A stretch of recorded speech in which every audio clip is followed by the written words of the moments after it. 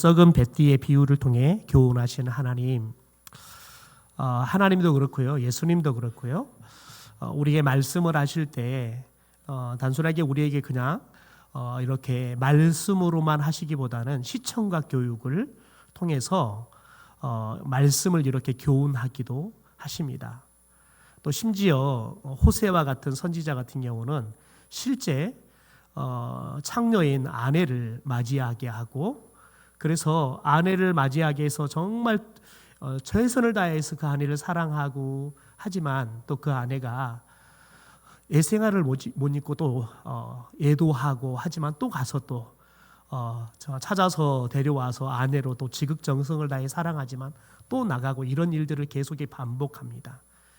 그걸 통해서 이스라엘의 영적인 상태와 그 이스라엘을 바라보시는 하나님의 마음을 호시아 선지자가 삶으로 이렇게 경험하고 몸으로 체득하게 하셔서, 그래서 하나님의 그 마음조차도 이스라엘 백성들에게 전하게 하시는 그런 하나님이기도 하죠. 어떻게 보면 호세아 선지자 입장에서는 굉장히 하나님이 참 매정하시다라는, 아니 제게 하나님의 말씀을 전하게 하시는 것도 참 쉽지 않는 일인데, 하나님의 말씀을 더 잘 전하게 하려고 저의 한 번뿐이 없는 그것도 그 고귀한 결혼 생활을 그렇게 저에게 힘들게 하냐고, 도대체 그것도 선지자인 나에게 부정한 여자를, 깨끗하지도 않는 여자를 아내로 삼게 하고, 그게 하나님이 과연 저를 사랑하시는 겁니까? 라는 생각이 들 정도로, 여러분 그렇게 하지만, 그러나 여러분 하나님은 호세아가 이스라엘 백성들에게 하나님의 그 마음을 오롯이 잘 전달할 수 있도록 그렇게 호세아 선지자의 그런 부정한 결혼 생활, 그런 생활을 통해서 하나님 마음과 또 이스라엘의 영적 상태들을 직접 눈으로 마음으로 알고 말씀을 전하게 하기도 하시죠. 여러분, 하나님의 이런 조치들은 어떻게 해서라도 이스라엘 백성들에게 하나님의 말씀을 전달하고, 그 말씀을 들을 때 이스라엘 백성들이 그 말씀을 잘 알아먹고 변하기를 원하는 거죠. 그러니까 하나님의 어떻게 보면 애절한 마음이 담겨 있는 거지요. 여러분, 오늘 말씀에 보면 특별히 에레미야 선지자에게 하나님이 뱃띠를 좀 사와라 라고 명령하세요. 그러니까 에레미야 선지자가 묻지 않습니다. 그리고는 하나님의 말씀대로 가서 뱃띠를 사오죠. 그래서 뱃띠를 사와서 여러분 그가 허리에 띱니다. 그리고 이 허리띠가 물에 적지도 않도록 하지요. 그런데 여러분, 특별히 하나님께서 사와서 허리에 뱃띠를 딱 띠고 나니까 뭐라고 말하냐면, 4절에 보니까 이제 일어나서 허리에 띈 띠를 가지고 가서 유브라데 강가에 가서 그것들을 바위 틈에 감추어라 라고 이야기합니다. 그러니까 5절에 보니까 또 하나님의 말씀하신 대로, 명령한 대로 가서 유브라데 강가에 감춥니다. 여러 날이 지나죠. 여러 날이 지나니까 하나님께서 가서 유브라데 강가에 가서 너가 감추었던 그 띠를 가져오라. 그러니까 또 이제 에레미야 선지자가 하나님의 말씀에 순종해서 그대로 가서 유브라데 가서 감추었던 곳을 파고 띠를 가져옵니다. 그런데 띠를 파서 꺼내 보니까 7절에 이렇게, 하반절에 이렇게 말합니다. 띠가 썩어서 쓸 수 없게 되었다라고 이야기합니다. 왜냐하면 강가니까 이미 물에 젖어서 이게 썩어서 쓸 수가 없게 된 거죠. 여러분, 그러면서 하나님께서 왜 내가 너에게 이 뱃띠를 사고 사라, 그리고 너 허리에 묶어라, 그리고 유브라데 강가에 가서 감추어라, 그리고 여러 날이 지나니까 다시 가져와서 꺼내와라 라고 하나님께서 그 일을, 도대체 하나님이 왜 선지자인 나한테 이 일을 시키지? 이게 하나님의 말씀을 전하는 것과 무슨 상관이 있지? 아무리 생각해도 이해가 되지 않는 일들을 시켜요. 여러분, 이제 그 일들을 하고 나니까 8절부터 왜 하나님이 에레미야 선지자에게 이 일을 시켰는지에 대해서 설명을 하고 있는 거죠. 그게 오늘 우리가 보고 있는 13장 말씀입니다. 여러분, 그런데 특별히 하나님께서 8절부터 보면 이렇게 이야기를 합니다. 여호와의 말씀이 내게 임했다. 하나님의 말씀이 이제 에레미야 선지자에게 임했다는 거예요. 여러분, 그런데 여기서 중요한 게 있어요. 에레미야 선지자가 하나님의 말씀이 이스라엘 공동체에게 임했다라고 말하는 게 아니라 내게 임했다라고 이야기하는 겁니다. 여러분, 저와 여러분이 하나님의 말씀을 들을 때 저와 여러분이 내게 하신 말씀으로 들어야 돼요. 질문을 한번 해볼까요? 여러분은 지난 주일 설교를 통해서 하나님이 여러분에게 하시는 말씀을 들으셨습니까? 여러분에게 하나님이 어떤 말씀을 하시던가요? 여러분, 하나님은 저와 여러분에게 말씀을 주실 때 이게 목사는 교회 공동체에게 설교를 하지만 하나님은 성령을 통해서 각자에게 꼭 필요한 말씀, 그 말씀을 주시는 겁니다. 여러분, 그래서 참 아이러니한 것은 뭐냐면, 참 재밌는 건 뭐냐면, 새 가족들을 이렇게 들어와서 신방하잖아요. 그러면 새 가족들이 늘 그런 고백을 해요.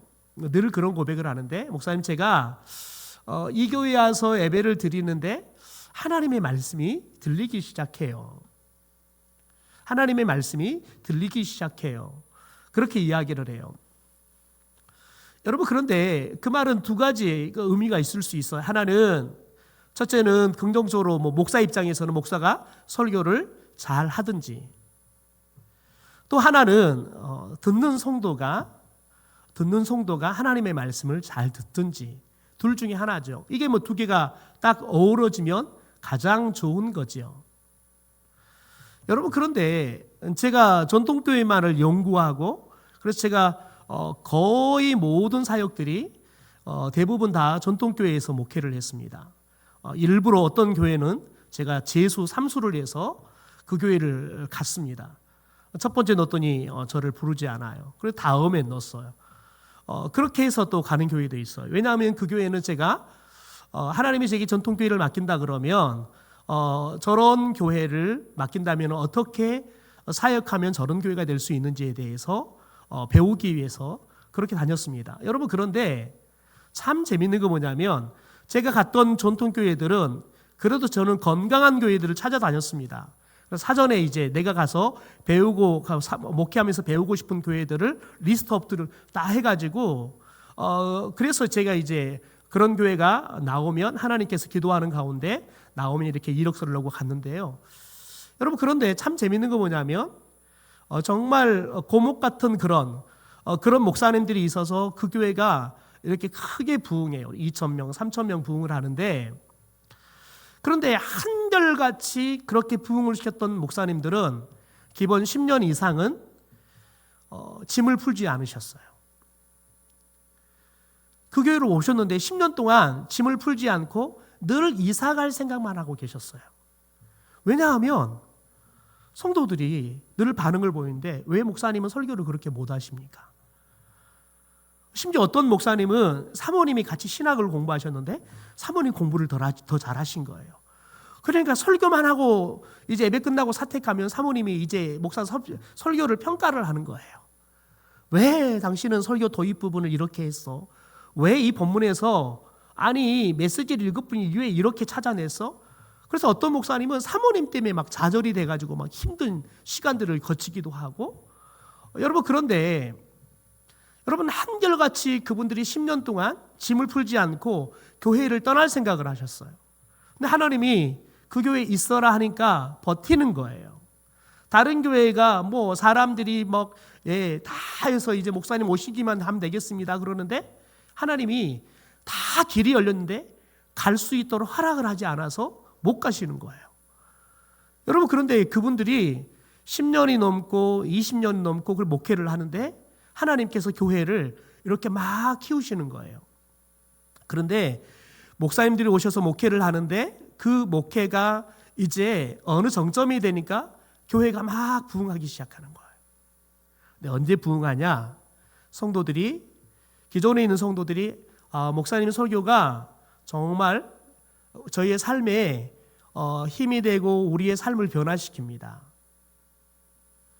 여러분, 그런데 그 정도의 변화라는 것은 뭘 말하냐면 예배 시간에 목사님의 설교가 내 감동이 된다는 거예요. 여러분, 그런데 참 재밌는 건 뭐냐면 정작 성도들의 삶은 변하지가 않아요.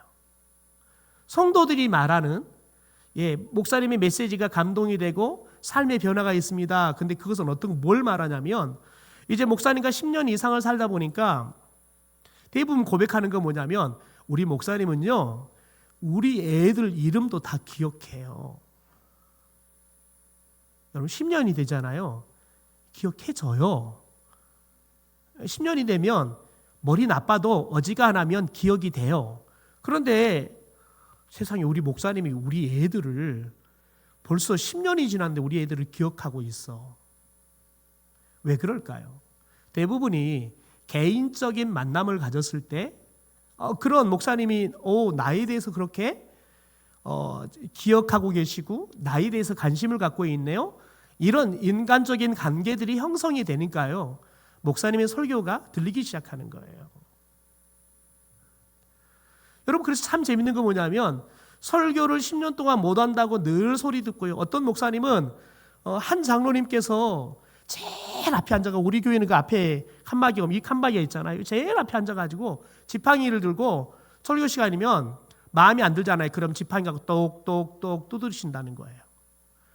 그래서 어느 정도 시간이 지나잖아요. 그러면 끝내라고 이 지팡이가 두드리신다는 거예요.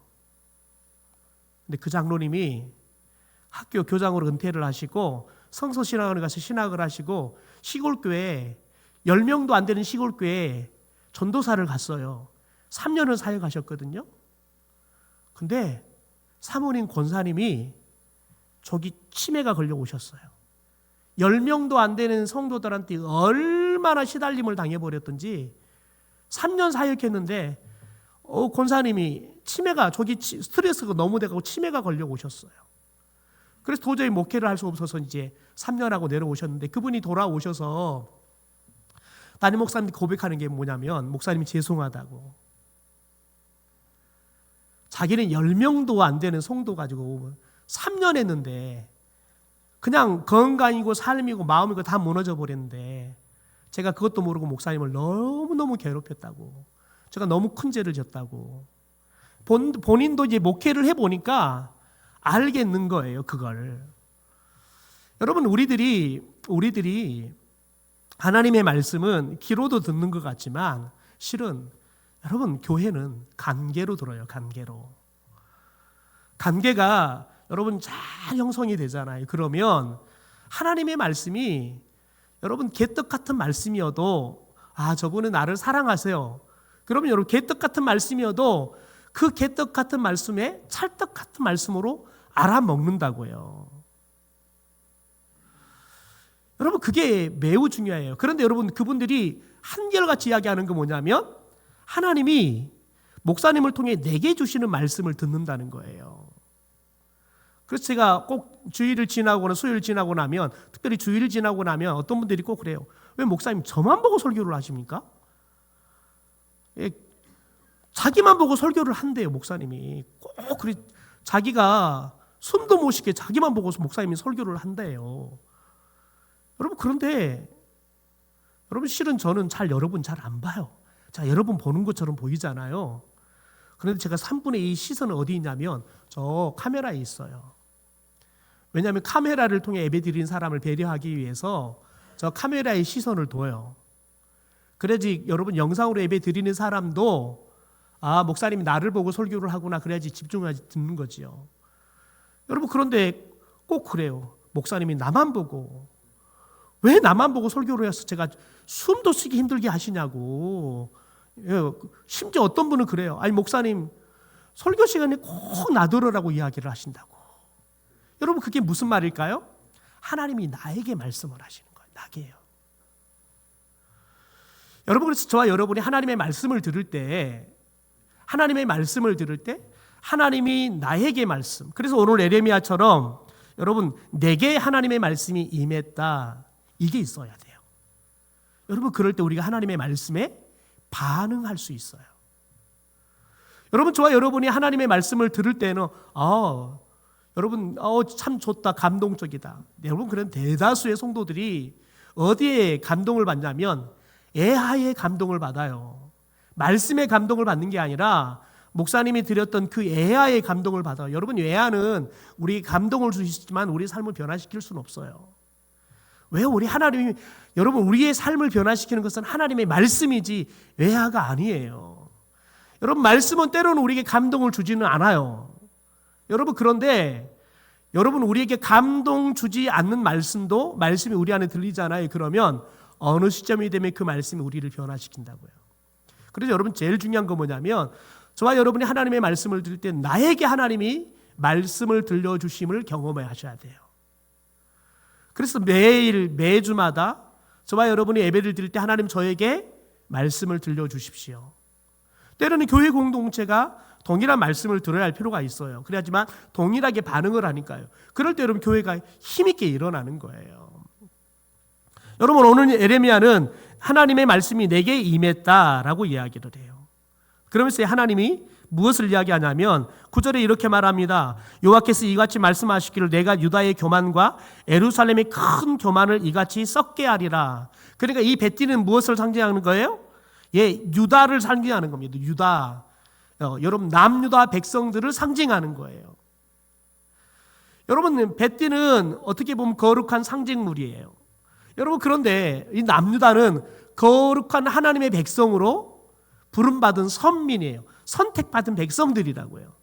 그래서 하나님의 거룩한 백성이 되었어요. 하나님은 그들이 하나님이 되었고 그들은 하나님의 거룩한 백성이 되었단 말이지요. 여러분, 그런데 이 남유다가, 하나님의 거룩한 백성이었던 남유다가 어떻게 되었습니까? 교만에 빠졌대요. 그리고 성전이 있는 예루살렘은 어떻게 됐대요? 큰 교만이 빠졌다는 거예요. 여러분, 하나님의 거룩한 백성이 어떻게 되었습니까? 이스라엘 백성들이 죽을 수밖에 없습니다. 지금 저희가 큐티를 민수기를 하고 있는데요. 여러분, 민수기를 하고 있는데 하나님이 레위인들을 구별해 세워요. 근데 오늘 새벽에 하나님께서 민수기를 통해서 주신 말씀이 뭐냐면 레위인을 왜 세웠느냐? 하나님이 이 출애굽을 할 당시에 마지막 재앙이었던 장자의 죽음의 사건을 하나님께서 일으키는데 이스라엘 백성들에게는 장자의 죽음이 사람이든 짐승이든 일어나지 않게 했어요. 죽음의 천사가 이스라엘 백성들은 집을 넘어가게 했어요. 하나님이 넘어가는 방법이 있었어요. 그건 뭐냐면 그들의 죄를 대신해 그들을 대신해서 양이 죽임을 당했어요. 그래서 양의 피를 여러분 임방에다 바르잖아요. 문설주에 바르잖아요. 그러면 죽음의 천사가 그걸 보고 넘어가는 거예요. 왜요? 양이 그 집 안에 있는 사람들을 대신해서 죽었기 때문에요. 여러분, 그렇지 않으면 애굽의 장자들은 짐승이든 사람이든 장자가 다 죽었어요. 그래서 그 이후부터 이스라엘 백성의 장전은 누구 거라 그랬냐면 하나님의 것이라 라고 했어요. 짐승이든 사람이든 장자들은 하나님의 것이다. 그래 하나님께 드려야 되는 거예요. 여러분, 신학교 가니까 저도 신학교 신대원 가니까 저희 기수들이 120명이었어요. 120명. 이 120명인데 참 재밌는 특징이 뭐냐면 큰아들들이 많아요. 큰아들들이. 왜 큰아들들이 많을까요? 부모님들이 큰아들이라고 하나님 앞에 소원하고 드린 거예요. 그래서 부모님들이 소원하니까 어쩔 수 없이 신학교에 끌려온 녀석들이 많아요. 그래서 의외로 해서 큰아들들이 많아요. 근데 말씀 때문에 그러는 거예요. 자, 있으면 우리 성도님들이 첫 열매를 따면 목사님이 저희가 딴 첫 열매입니다. 그리고 가져와요. 바로 그런 의미에서 이야기를 하는 겁니다. 여러분, 그런데 레위인들을 왜 하나님이 세웠느냐? 이스라엘 백성들의 첫째 아들을 대신해서 레위인들을 그렇게 거룩하게 구별해서 드리는 거예요. 그래서 레위인들은 각 지파마다 흩어져 살았어요. 그들에겐 땅을 주지 않고 이스라엘의 12지파에 흩어져 살게 하는 거예요. 원래 이 유다의 이스라엘 백성들의 첫째 장자들은 하나님의 것으로 드려야 되는데 그 대신에 레위인들을 드리는 거예요. 왜냐하면 레위인들이 하나님의 성전에서 하나님의 일을 하는데 전문적으로 일을 해야 한단 말이에요. 그렇지 않으면 죽어요. 하나님이 정한 룰을 지키지 않으면 룰을 알고 그 룰대로 예배해야 되는데 그렇지 않으면 죽음을 당해요. 그러니까 전문성을 키워야 되기 때문에 그래서 하나님께서 그 장자를 의미하는 레위인들을 뽑아가지고 레위인들이 이 장자를 대신해서 하나님을 예배하는데 준비하고 대제사장들이 예배할 수 있도록 모든 것들을 막 해주는 일을 했어요. 여러분 20세 뽑아요. 그런데 언제부터 하냐면 25세부터예요. 그리고는 그것도 50세까지. 여러분 그 이후부터는 성전에 힘든 일들은 하지 않아요. 그 대신에 이제 50세가 넘은 유대인들은 레위인들은 내인들 젊은 내인들이 일을 하는데 그들에게 지혜를 주고 그들을 격려해주고 그런 일, 말로 그들을 돕는 일들을 하는 거지요. 여러분 그런데 여러분 그 레위인들은 뭐라고 말하냐면 하나님의 거룩한 사람들이라는 거예요. 거룩한 무리들이에요. 그래서 하나님의 성소에서 가장 거룩한 하나님이 임재하는 성소에서 일을 하도록 맡긴 거지요. 그러니까 여러분 이스라엘 백성들은 하나님의 거룩한 백성이 되었는데 어떻게 그렇게 되었느냐? 하나님께서 그렇게 헌신을 통해서 하나님의 은혜죠. 안 그러면 다 죽잖아요. 죽을 수밖에 없는데 하나님이 그들에게는 여러분 살 수 있는 은혜를 주셨어요. 그래서 죽지 않고 살았단 말이죠. 그리고는 그들이 하나님의 백성이 되게 하고 그 거룩한 하나님을 지속적으로 만날 수 있는 특권을 그들에게 주시지요. 여러분 저와 여러분이 베드로의 고백에 의하면 왕 같은 제사장으로 부름받은 사람들이에요. 여러분 천주교와 개신교가 다른 건 뭐냐면 개신교는 만인이 제사장이에요. 목사만 제사장이 아니라 예수를 믿는 모든 성도들이 제사장이에요. 그래서 저와 여러분이 예수 그리스도의 이름으로 하나님 앞에 직접 나가서 기도할 수 있는 특권이 주어진 거지요. 여러분 천주교는 고해성사를 하더라도 누구한테 가서 해야 돼요? 신부한테 가야 돼요. 여러분 그런데 우리는 그거 안 하잖아요. 고해성사를 하면 목사들은 죽을 거예요. 업무에 시달려서 죽을 거예요. 여러분 그런데 왜 우리는 하지 않냐면 여러분 각자가 예수를 믿는 순간 저와 여러분이 왕 같은 제사장이 된 거예요. 그래서 우리들이 하나님 앞에 내 죄는 하나님 앞에 직고하고 회개할 수 있게 하고 우리의 피로도를 하나님 앞에 기도할 수 있는 사람이 된 거죠. 동시에 우리에게 중보자의 역할들을 준 거예요.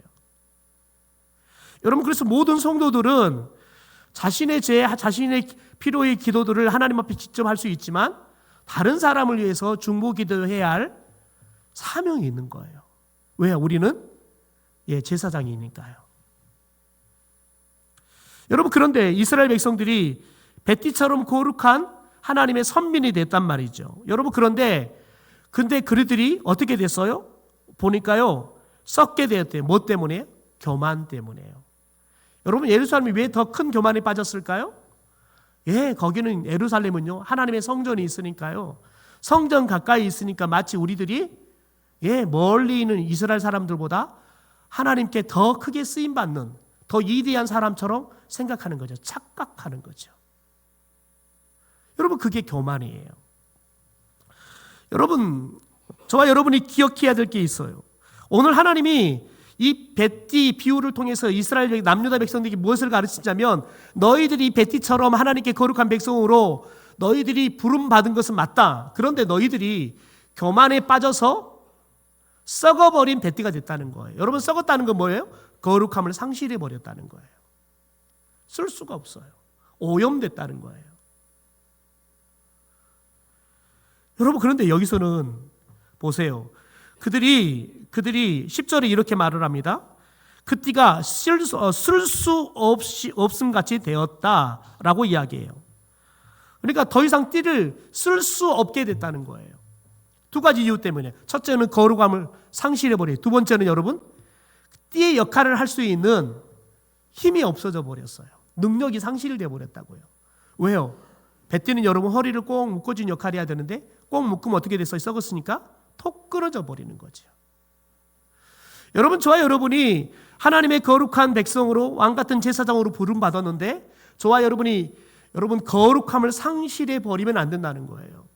그래서 저와 여러분이 여러분 우리의 삶 가운데 거룩함을 유지할 이유가 거기 있는 거예요.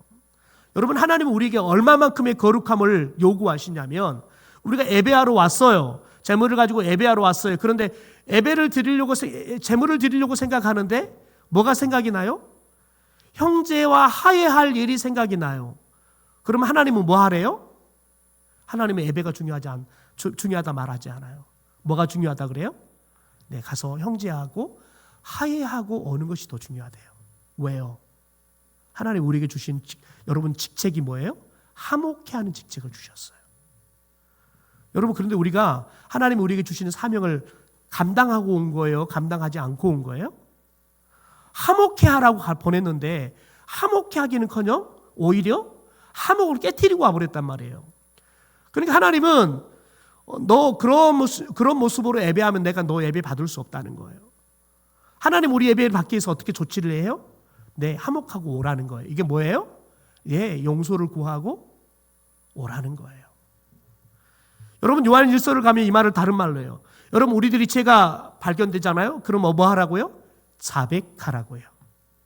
그러면 하나님이 우리를 모든 불의에서 깨끗하게 하신대요. 왜요? 우리가 하나님의 거룩한 백성, 순결한 백성이야지 하나님 우리 쓸 수 있어요. 그런데 우리들이 삶을 살면서 나도 모르게 때로는 알고 지키도 하지요. 그러면 하나님은 우리를 깨끗하게 하기 원하세요. 거룩하게 하기 원하신다고요. 그래야 쓸 수 있으니까요. 여러분, 그래서 예배를 드리러 왔을 때에도 때로는 내가 형제와 트러블이 있다. 여러분, 그러면 가서 화해하고 와야 돼요. 여러분, 그거 해결하지 않고 예배 드리잖아요. 하나님이 받지 않아 예배예요. 왜요? 그 예배는 거룩한 곳이 아니니까요. 하나님은 거룩한 분이세요. 우리 예배가 거룩할 때 하나님 우리 예배를 받으세요. 여러분, 그래서 오늘 하나님께서 이 벳디의 비유를 통해서 이 남유다 백성들의 영적인 상태, 왜 이들이 지금 이렇게 썩은 벳디가 되어버렸는지를 정확하게 그들의 죄에 대해서 이야기해요. 딱 뭐예요? 교만이라는 교만이요. 여러분, 그런데 더 문제가 있어요. 우리 10절 한번 읽어볼까요? 10절 같이 읽죠. 시작. 이 악한 내 백성은 나의 말 듣는 것을 거부하고 자기들의 마음에서 나오는 고집대로 살아가고 다른 신들을 쫓아가서 그것들을 섬기며 경배함으로 이제 이 백성은 전혀 쓸모없는 이 띠와 같이 되고 말 것이다. 여러분, 이 띠가 뭐예요? 썩어버린 뱃띠를 말하는 겁니다. 썩어버린 뱃띠는 쓸모가 없대요. 여러분, 쓸모가 없으면 하나님은 쓰지 않으세요. 그런데 여러분, 쓸모가 없는 이유가 뭐예요? 두 가지예요. 첫째요, 하나님의 말씀을 듣기를 거부했대요. 두 번째요, 자기들의 마음에 나오는 고집대로 살았대요. 여러분, 하나님의 백성들은 내 고집으로 살아가는 사람들이 아니라 뭘로 살아가는 거예요? 하나님의 입에서 나오는 말씀으로 살아가는 존재들이에요. 그것도 여러분, 하나님이 나에게 주시는 말씀으로 살아가는 존재들이에요. 여러분, 그런데 우리들이 교만하다는 거 뭐냐면 하나님의 말씀이 더 이상 필요치 않아요. 하나님 말씀이 없어도 저 살 수 있어요. 그래, 하나님의 말씀을 듣기를 거부한다고요. 여러분, 제가 사역하면서 전통교회를 가니까 하나님께서 제게는 개인적으로 감사한 게 뭐냐면 가는 교회마다 양육 시스템부터 시작해서 모든 것들을 다 새롭게 하는 교회들이었어요. 여러분, 그런데 제가 사역했던 교회들 중에서는 완전히 교회가 뒤집어져서 정말 놀라운 부흥을 하는 교회도 있어요. 그에 반해서 막 새로운 걸 시도를 하는데 되는데 시간이 지나가면 여러분, 자연스럽게 불이 꺼져버린 재 같은 교회들이 있어요. 여러분, 그런데 그 두 교회의 차이점이 있어요. 여러분, 차이점은 뭐냐면 새로운 것을 받아들이고 새로운 것들을 여러분 받아들이면서 열심히 참여를 해요. 여러분, 그런데 잘 되는 교회들은 하면 할수록 너무 성도들이 우리 교회 이거 하기 너무 잘했어요. 그러면서 뭐라고 하냐면 새가족들한테 이거 해봐. 정말 나에게 유익해. 그러면서 새가족들이고 안 한 사람들이고 막 데려와서 다음 기수에 할 수 있도록 막 줄을 서요. 그런데 여러분, 안 되는 교회들이 있어요. 새로운 걸 막 시도하는데 어느 정도 되는데 그냥 마치 불이 꺼져버린 잿더미처럼 처음에는 불이 확 타오르다 시간 가면 자연스럽게 불이 사그러들고 결국은 재만 남는 교회의 특징이 뭐냐면 늘 이런 말을 해요. 우리 교회가요, 그건 절대 필요하거든요.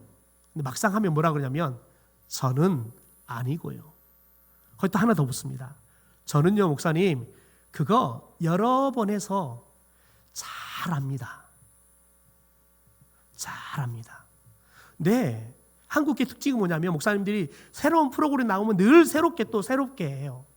그러니까 늘 뭐만 하냐면 기초만 해요, 기초만.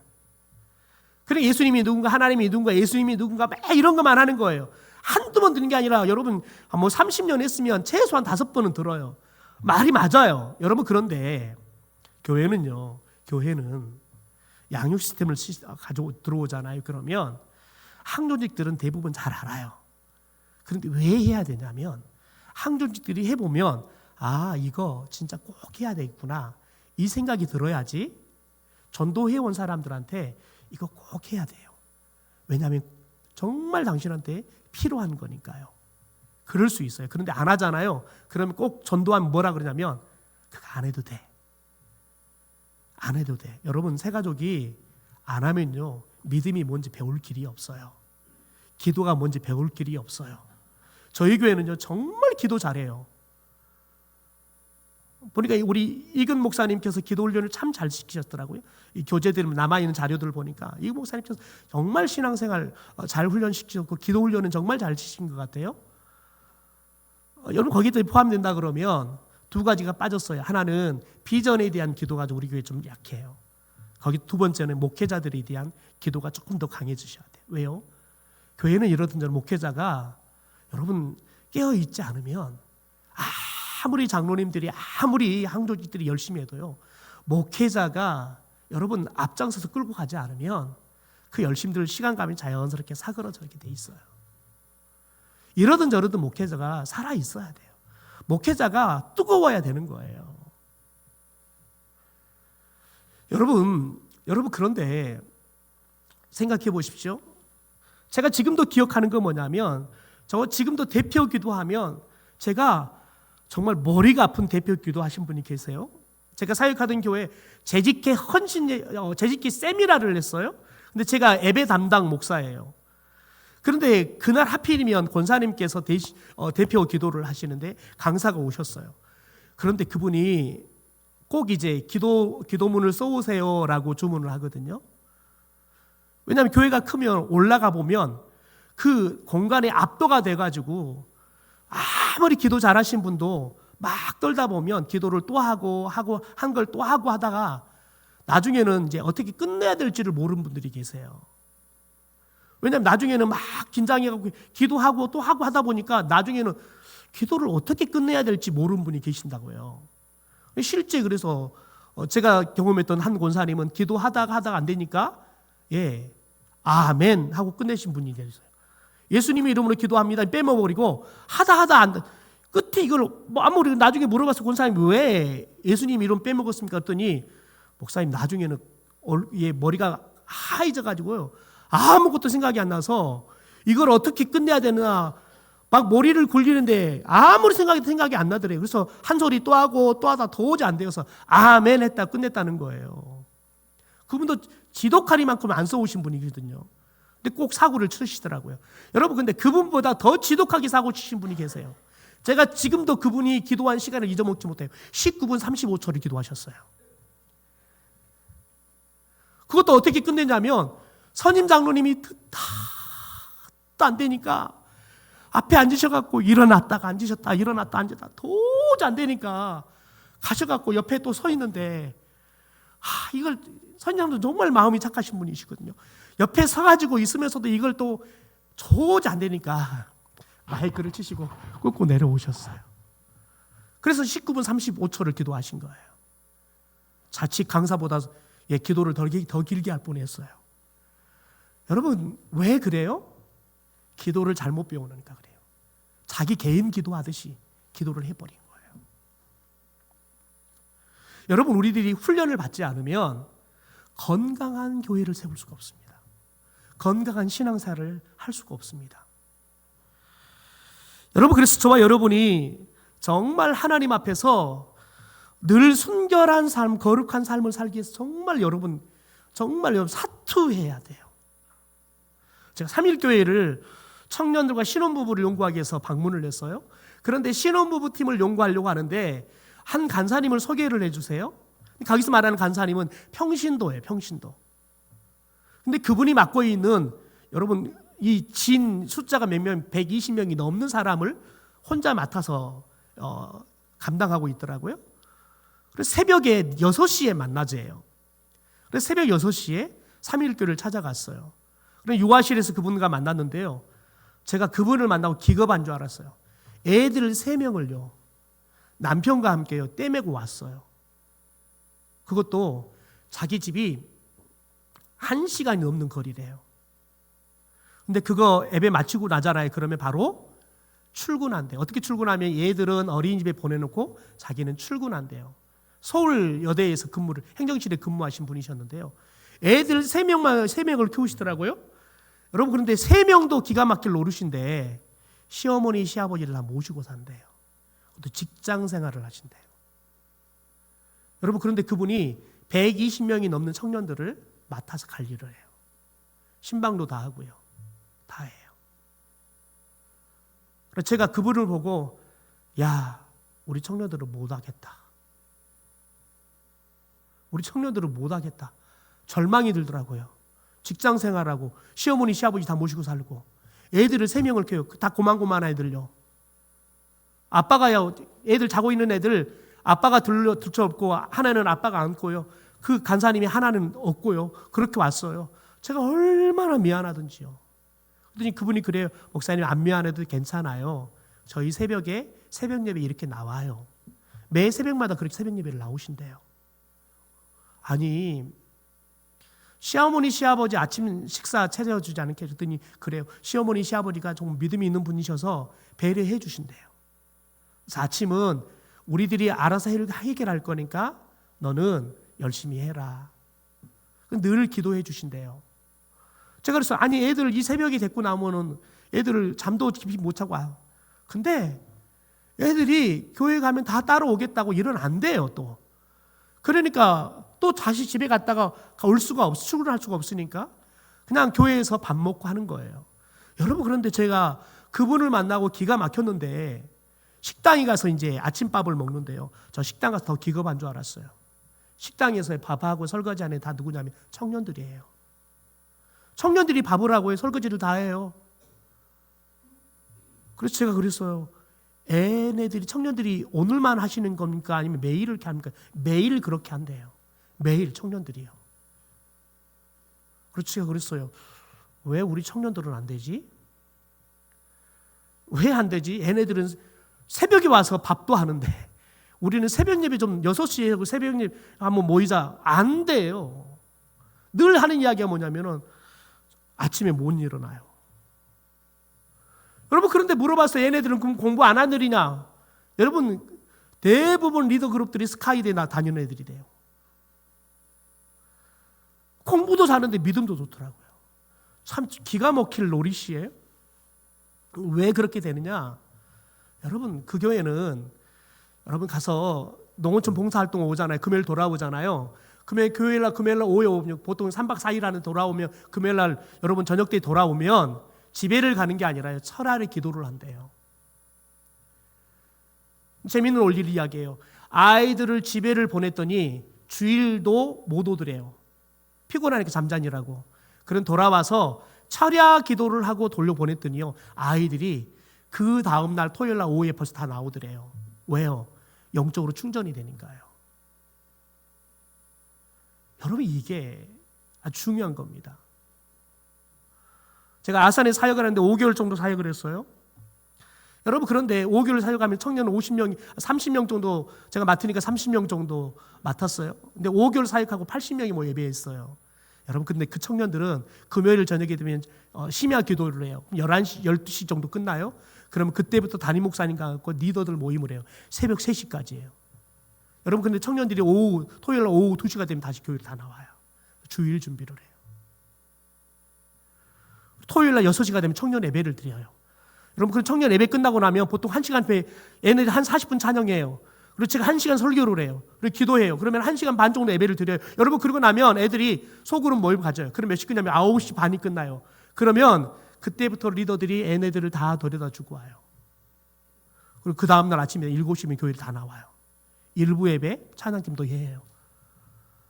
그것도 여러분, 거기는 CNF 종점에서 가까이 올라가면 20분 걸어와야 돼요. 여러분, 그런데 돼요. 청년들이 그렇게 하니까요. 하나님이 그냥 사람들을 보내요. 어떻게 왔습니까? 차를 타고 가는데 자동차 전용도로를 가는데 산 밑에가 큰 교회가 있어서 저기는 도대체 어떤 교회일까? 인터넷 뒤져봤더니 막 굉장히 교회가 생동이 있더래요. 그래서 여기 가봐야겠다. 왔대요. 그것도 시내버스 타고 20분 더 걸어서 왔대요. 세 가족들이에요. 매주마다 2명, 3명이 여러분 등록을 해요. 놀라운 건 뭐냐면 청년들한테 누가 전도했습니까? 다 스스로 왔대요. 5개월 동안 청년들이 전도하는 거, 여러분 매주마다 2명, 3명이 전도하는 우리 청년들이 전도하는 애들은 기껏 한 달에 2명, 3명이에요. 다 스스로가 찾아와요. 근데 놀라운 건 또 여러분이 왔던 아들이 떨어지지가 않아요. 왜냐하면 청년 리더들이 걔네들을 다 품어요. 정말 새벽마다 기도하고요. 여러분 걔네들을 여러분 교회 안 나오면 가서 찾아가 신방하고요. 그러니까 아이들이 교회로 오게 돼요. 여러분 왜 그런 일이 벌어지냐? 여러분 정말 리더들을 정말 목사님이 정말 여러분 목숨 걸고 말씀을 훈련시키고 기도 훈련을 시켰어요. 그리고 섬기는 일들을 훈련시켰어요. 그러니까 여러분 전통교회 맨날 목사 쫓아나고 싸우고 깨지고 이런 교회가 100명도 안 되는 교회가 목사님이 오셔서 10년 만에 1000명이 넘는 교회가 됐어요. 여러분 거기는 딱 한 가지, 목사님이 목숨 걸고 양육하는데 성도들이 목숨 걸고 따라와요. 심지어 어떤 분들은 직업도 바꿨어요. 여러분 이거 양육을 하고 하는데 직업이 너무 시간이 안 되는 거예요. 그래서 직업까지 바꾸고 훈련을 받아요. 근데 하나님이 다 복 주시더라고요. 사업이 되게 하세요. 여러분 저와 여러분이 하나님의 거룩한 백성으로 산다는 것은 거저 사라지지 않습니다. 첫째는 하나님의 말씀을 들어야 돼요. 말씀대로 살아야 돼요.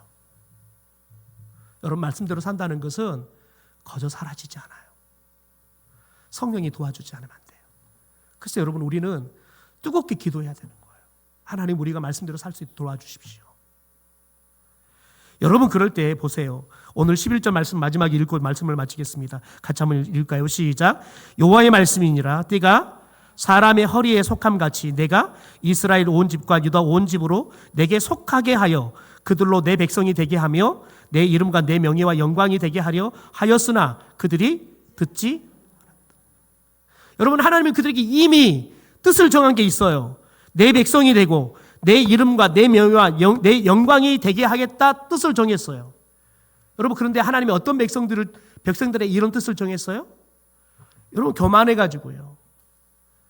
썩어버린 하나님이 쓸 수 없는 그들에게 하나님의 말씀을 에레미야 선지자를 통해서 들려주시는데 그 말씀을 듣고 돌아오면 하나님은 그런 백성들을 내 백성이 되게 하고 내 이름, 내 영광, 내 명예가 되게 하겠다 뜻을 정했어요. 그런데 문제는 뭐예요? 그들이 들어야 안 들어요? 하나님의 말씀을 듣지 않는 거예요. 여러분 저와 여러분이 아무리 거룩하게 살려고 해도 우리의 삶이 거룩을 잃어버리는 게 여러분 우리는 밥 먹듯이 할 거예요.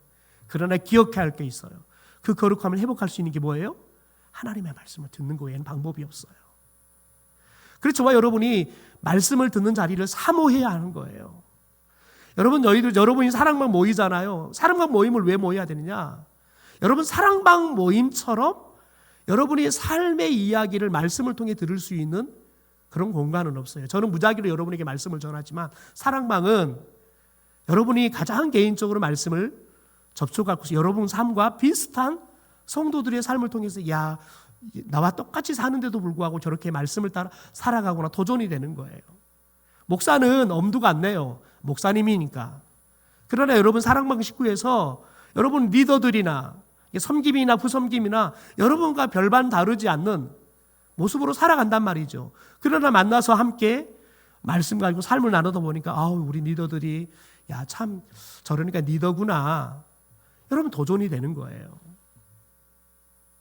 여러분 그럴 때 여러분의 삶이 변화돼요. 왜요? 여러분 리더들의 삶은 먼저 하나님의 말씀대로 살아가는데 그걸 보면 어떻게 되냐면 흉내가 내져요. 처음에는 흉내 내는데요. 나중에는 여러분도 자연스럽게 그렇게 살게 되어지는 거죠. 그래서 저는 우리 교회가 리더들이 앞에 가면 뒤에 여러분 펠로우들이 따라가면서 처음에는 리더를 따라하지만 나중에는요 리더가 자리를 비켜줘도 그 사람이 리더가 되어서 또 다른 사람들을 끌고 가는 여러분 그런 교회가 되기를 주님의 이름으로 축원합니다.